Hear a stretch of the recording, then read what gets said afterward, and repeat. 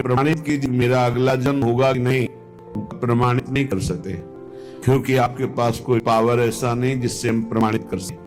ये जितने अपराध कर दो 1 मिनट में नष्ट हो जाएंगे।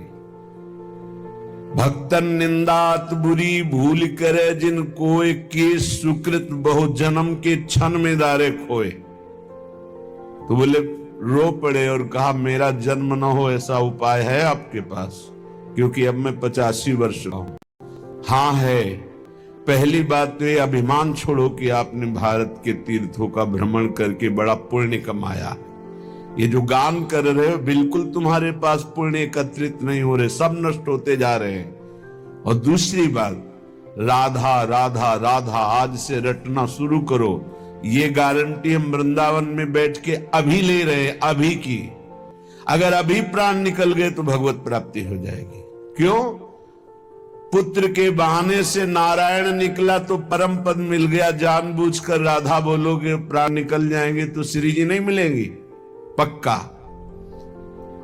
नाम सुमिरन करते हुए प्राण छूट जाए, निश्चित भगवत प्राप्ति है। गर्जना है शास्त्रों में इस बात की। तो उन्होंने कहा नाम जब तो हमसे नहीं होगा, तो हम कहा फिर तैयारी कर लो अगले जन्म की। बात बनाना आता है, नाम जप करना नहीं आता है। बार बार बोल रहे हो मैं तीर्थों का 5-5 बार भ्रमण किया, इतना अहंकार है तो रह क्या गया तुम्हारे पास? नाम जपने की रुचि तक नहीं आई तो तीर्थों ने पवित्रता क्या की तुम्हारे हृदय में? क्या की साधनों ने पवित्रता? पवित्र हृदय का परिचय होता है भगवान नाम में प्रीति हो जाना। सो सब धर्म कर्म जरि जाऊ, जहां न राम पद पंकज भाऊ। भगवान के चरणों में भाव नहीं जुड़ा तो आग लगे ऐसे धर्म कर्म में।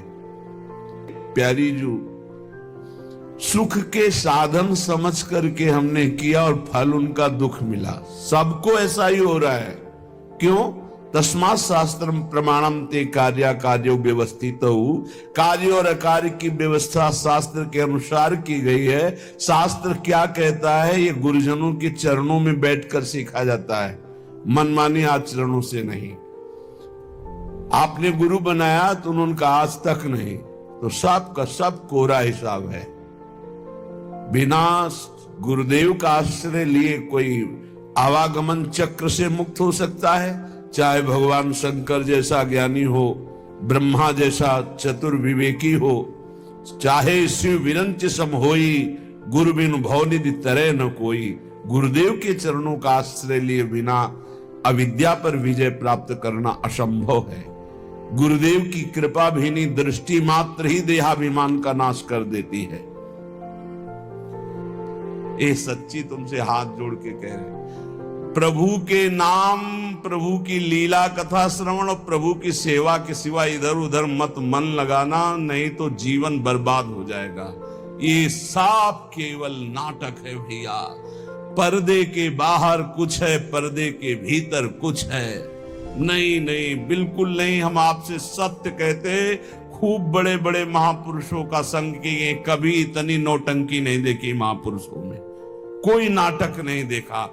सत्य बात है। श्रवणम कीर्तनम ध्यानम हरेर अद्भुत कर्मणा। अद्भुत कर्म करने वाले भगवान श्री हरि का नाम जप करो, उन्हीं के गुण कीर्तन सुनो, उन्हीं का मंगल।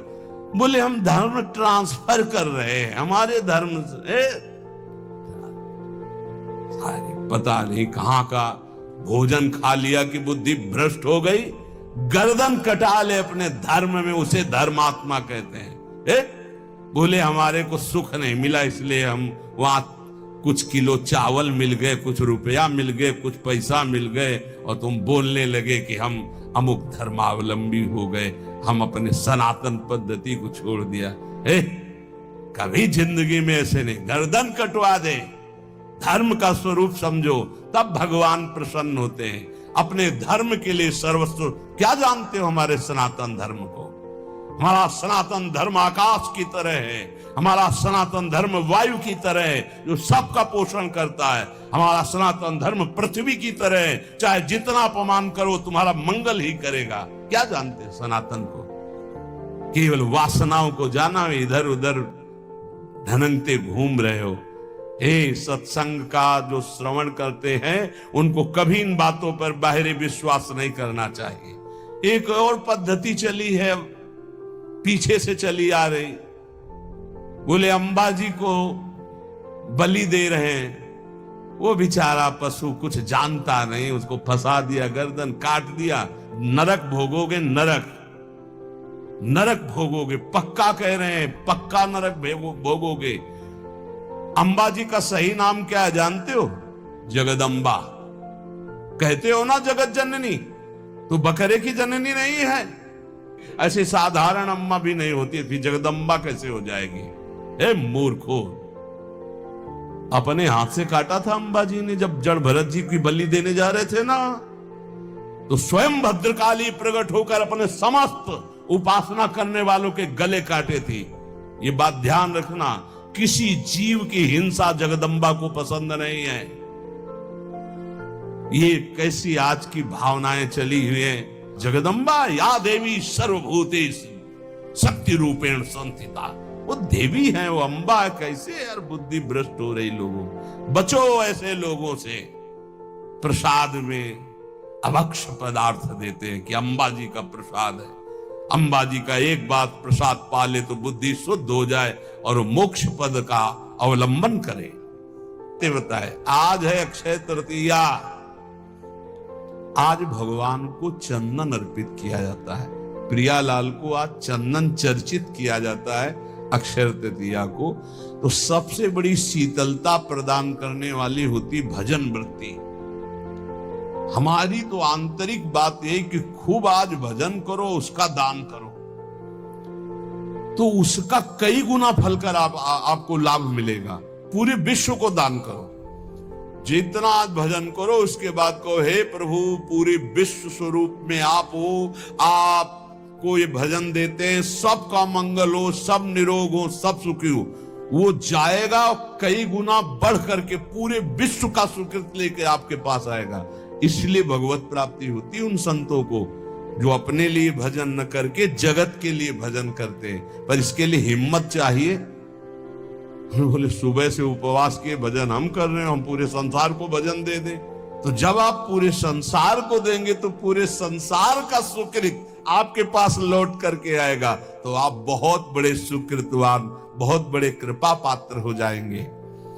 स्मरन्ता स्मारयन्तश्च मिथौघौघहरं हरिं भक्त्या संजातया भक्त्या बिभत्युत्पुलकां तनु। जो खुद भगवान का स्मरण करता है और दूसरों को स्मरण कराता है। अपने लोगों की तो पद्धति पहले ही बोले राधे राधे राधे राधे राधा राधा, तो हम जब बात करें तो पहले नाम उच्चारण। स्मरन्ता स्मारयन्तश्च, स्वयं स्मरण करें और दूसरों को स्मरण करावें, तो प्रभु राशि राशि पापों का नाश कर देते हैं। ये पाप तो दुख देते। इस प्रकार साधन भक्ति का अनुष्ठान करते करते शरीर पुलकित हो जाता है, पवित्र। तो क्वचिद् रुदत्यं च्युत चिंतया क्वचित् धसन्ति नंदन्ति वदन्त लौकिकाः नृत्यन्ति गायन्ति अनुशीलयन्त्यजम् भवन्ति तूष्णीं परमेत्य निर्वृताः। जो दूसरों को भी भगवत स्मरण कराता है, खुद भगवत स्मरण करता है। अब एक ने कटाक्ष किया इस बात पर कि आप एक जगह बोलते अपने भक्ति को छिपा के रखे, एक जगह कहते दूसरों को भी नाम स्मरण कराइए, खुद स्मरण कीजिए। तो आपकी इन दोनों बातों का मिलान नहीं बनता। तो इसका मतलब क्या है? भगवान की महिमा प्रभुता को गाओ, छिपाने की बात क्या कहेगी? आपका जो भागवतिक संबंध है उसमें जो आपको अनुभव हो रहा है, कृपा का, जो दुलार का, जो आपकी साधनात्मक उन्नति का, उसे छुपा लो। लेकिन भगवान की महिमा स्वयं गाओ, दूसरों को गाओ, भगवान नाम स्वयं जपो, दूसरों को जपाओ।